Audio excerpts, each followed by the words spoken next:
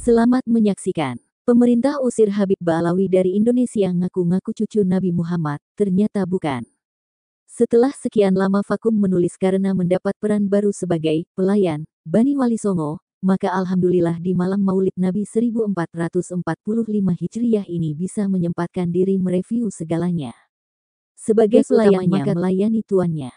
Semoga yang dilakukan misal belum bisa memberikan kepuasan, namun setidaknya ada progres energi positif dan kemajuan. Dari konsolidasi ke seluruh keluarga Wali Songo, hingga edukasi terkait tes DNA. Atau menyampaikan data, ide dan gagasan melalui wawancara online dan offline di berbagai channel medsos. Termasuk juga keterlibatan dalam seminar nasional di Padasuka yang seperti kita ketahui bersama banyak memberikan pencerahan dan membuka tabir kepalsuan. Terutama terkait pembodohan dan doktrin atas klaim sesat Ba'alawi sebagai turunan Nabi Sallallahu Alaihi Wasallam ataupun klaim sebagai yang paling berjasa dalam sejarah Nusantara maupun berdirinya NKRI. Dan masih banyak kegiatan lain yang tidak mungkin disebutkan semuanya. Nasib tragis Ba'alawi. Peradaban dibangun dengan akal sehat dan ilmu pengetahuan, barang siapa menolak keduanya maka dia akan menjadi sampah peradaban. KRT. Fakih Wirahadiningrat. Sebagaimana sudah dapat diduga bahwa Ba'alawi akan mengalami fase keruntuhannya di bumi Nusantara. Mereka yang selama ini paling arogan atas nasabnya, tentu saja untuk membangun nasibnya, kini seolah seperti anak terlantar di negeri orang. Ketragisan tersebut penyebabnya karena 1. Terlalu bangga akan nasabnya yang disambungkan kepada Nabi Sallallahu Alaihi Wasallam. 2. Melakukan praktik rasisme. Selain merasa sebagai ras paling mulia juga merembet kepada aturan pernikahan yang direkayasa atas dasar kafaah, atau kesetaraan derajat ras. Di mana putri mereka harus menikah dengan sederajat rasnya yaitu turunan Nabi, sementara untuk yang laki-laki bebas dengan siapa saja. 3. Klaim garis lurus laki-laki silsilah nasabnya kepada Sayyidina Husain bin Ali, cucu Nabi Sallallahu Alaihi Wasallam. Disinilah letak blunder terbesarnya, sehingga gampang dibuktikan kepalsuannya. 4. Banyak melakukan hinaan, cacian, bahkan persekusi kepada pribumi apabila dianggap akan menyaingi dan mengancam eksistensi nasab mereka. Untuk hal ini ada yang garis radikal, tetapi ada juga dengan cara moderat.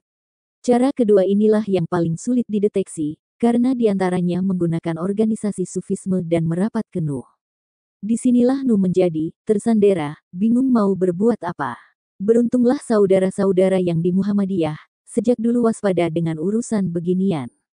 5. Melakukan pembelokan sejarah dan pencangkokan nasab baik kepada pahlawan nasional juga tokoh-tokoh di Kesultanan Nusantara. Begitulah ketika hampir semua pihak bangkit mempertanyakan semua hal di atas, seketika mereka remuk redam dan gagap dalam menjawabnya. Andai Ba'alawi bisa menghadirkan 4 hal di bawah ini, maka ketragisan itu bisa dihindari. 1. Data kitab nasab sejaman untuk menjawab keterbatasan nasab selama 550 tahun. Sampai tulisan ini dibuat hasilnya masih nihil. 2. Hasil isbat nasab resmi dari Nakobah Internasional, terutama dari asal negeri leluhurnya, baik Yaman ataupun Irak negeri asal Said Ahmad bin Isa yang diklaim sebagai datuknya. Hasilnya juga nihil.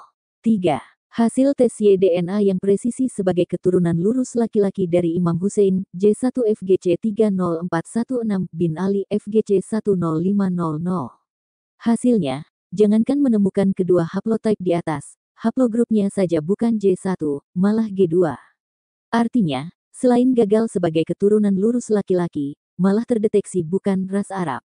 4. Tidak bisa menghadirkan data yang sepuh dan runut terkait ketersambungan nasab tokoh-tokoh Nusantara baik Wali Songo maupun Raja Sultan Nusantara dengan mereka. Rata-rata datanya berasal dari era penjajahan. Seperti dalam kitab Syamsu Zohiro, yang jelas tertulis menurut Van den Berg.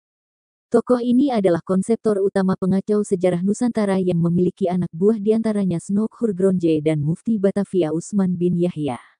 Nama terakhir adalah dari Ba'alawi yang mendapat medali penghargaan dari Ratu Belanda.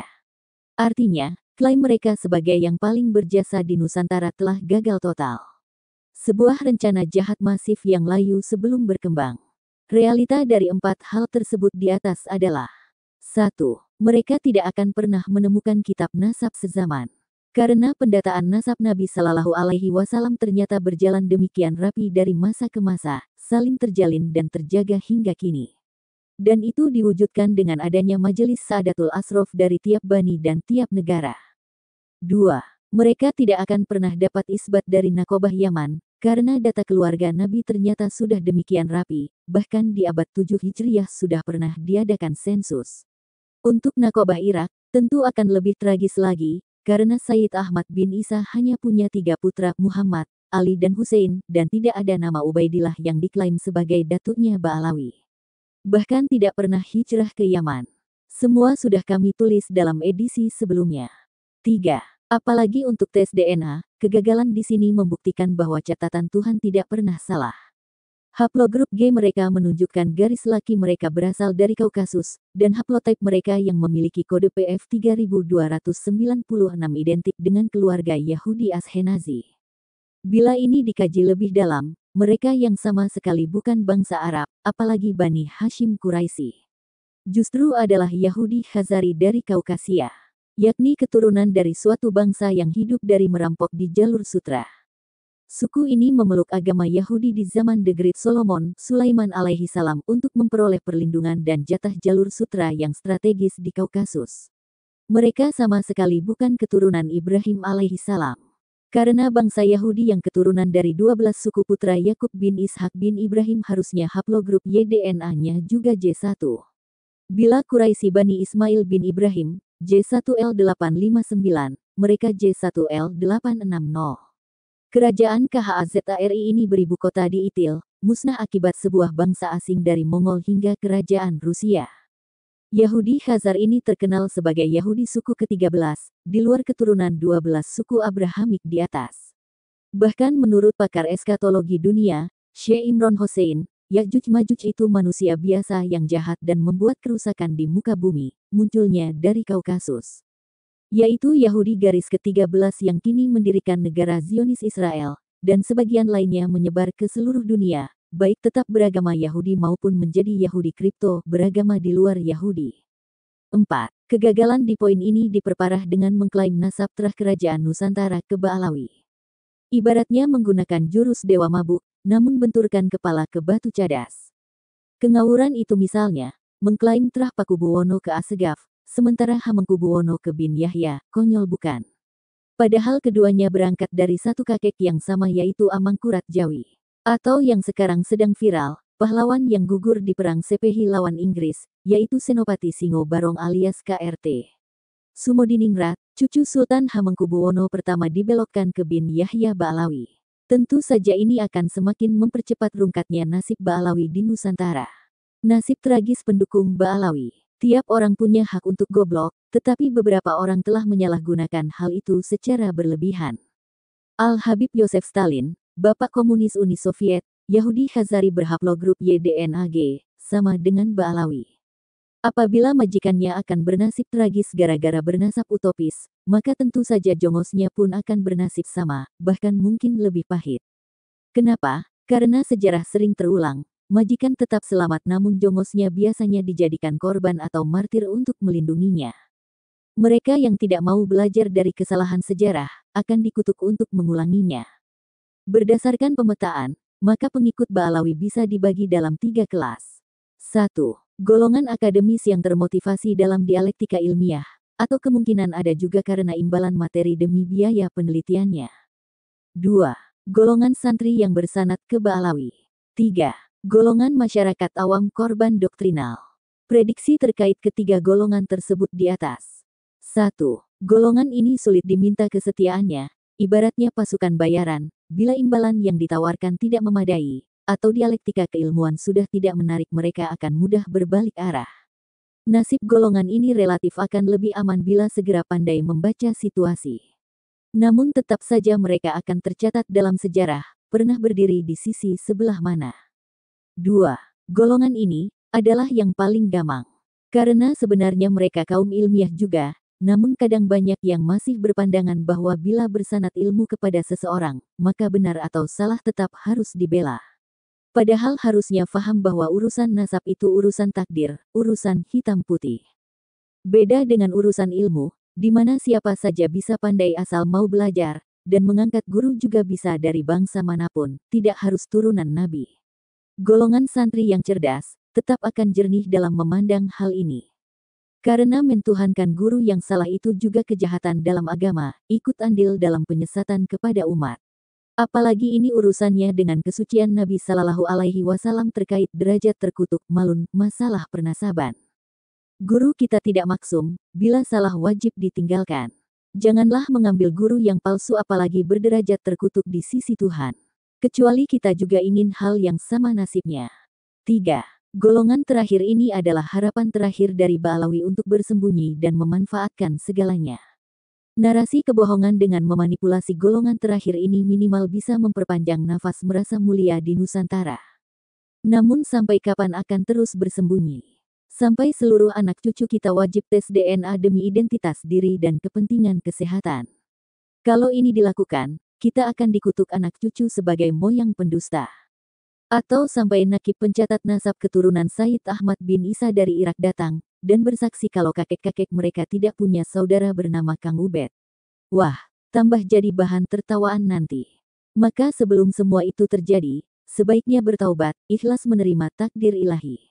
Dilahirkan dari siapapun wajib kita syukuri, dan semuanya punya peluang yang sama sebagai hamba mulia yang bertakwa di sisinya.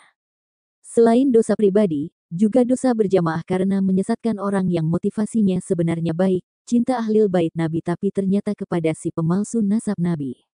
Golongan ini yang nasibnya paling tragis karena rentan dijadikan kayu bakar di garis depan. Terkait pendukung Ba'alawi yang bernama Rumail Abbas. Dari semua narasi pembelaan Ba'alawi, baik dari golongan Ba'alawi sendiri atau pendukungnya, tidak ada perlawanan yang paling cerdas dan bermutu kecuali dari dia. Yang lain, termasuk Habib Aventador, Habib Wafi, Habib Buya Yahya, dan lain-lain kelasnya masih cheerleaders. Banyak ngawurnya dan bermain retorika semata. Apalagi Habib Idrus Masyhur, membedakan nukleotida dengan haplogrup saja tidak paham, tapi dengan konyolnya berani bahas di ruang publik. Wawalah Drus, para ente. Awalnya, penulis sama sekali tidak tertarik menanggapi semua pendukung Ba'alawi yang menolak validasi tes DNA. Kecuali tentu saja Bung Fikri Syahab karena penulis merasa penyesatannya keterlaluan namun dengan cara yang sangat elegan. Ibaratnya kelas bintang 5 lah, bukan kaki 5 macam Idrus Masyhur. Dan, penyesatan dengan kemasan luksuri inilah yang memaksa saudara kita Dr. Sugeng Sugiharto turun gunung mengingat kredibilitas ilmu genetika sedang diperkosa oleh orang yang bukan di bidangnya. Walau sebenarnya yang geram banyak, namun untuk sementara cukuplah beliau yang aktif memberikan edukasi. Minimal sudah ada 3 doktor dan kepala lab. Genomic Brain sudah tampil di seminar nasional yang diselenggarakan oleh Padasuka tanggal 26 Agustus tahun 2023 di UIN Jakarta. Bagaimana sesungguhnya menentukan garis nasab melalui tes DNA? Oh ya, Rumail Abbas, sampai lupa pula, beliau selebeo. Saya sebenarnya tidak ingin menulis apapun tentang dia, hingga Dr. Sugeng menunjukkan video lama di mana dia menyinggung saya secara pribadi. Apalagi kami sudah membuat pertemuan yang beliau Gus Rumail minta, dirahasiakan, entah apa yang ditakutkan. Mungkin terkait pihak sponsor yang mendanai beliau, khawatir mencurigainya, mungkin lo ya. Waktu itu dia ingin ketemu saya dan Gus Fuad, dan dijembatani Dr. Sugeng. Bertempat di Ponpes Gus Fuad Pleret Jogja itu kesimpulannya sebagai berikut. 1. Klaim beliau adalah penggiat sejarah historian, yang dulu membela kaum Syiah, tertuduh Islam liberal, dan korban G30 SPKI. 2. Penelitiannya tentang nasab Ba'alawi ini atas sponsor seorang politisi yang bermain politik dengan memanfaatkan beberapa tokoh Ba'alawi. Dan jelas itu untuk kepentingan politik praktis, apalagi memasuki tahun-tahun politik. 3. Dia sudah dipanggil habaib baik yang Sunni kantor Rapusat maupun yang Syiah, di mana yang Ba'alawi Syiah jauh lebih open-minded dan cerdas dalam bersikap daripada yang Sunni. Infonya beberapa Ba'alawi bersedia tes DNA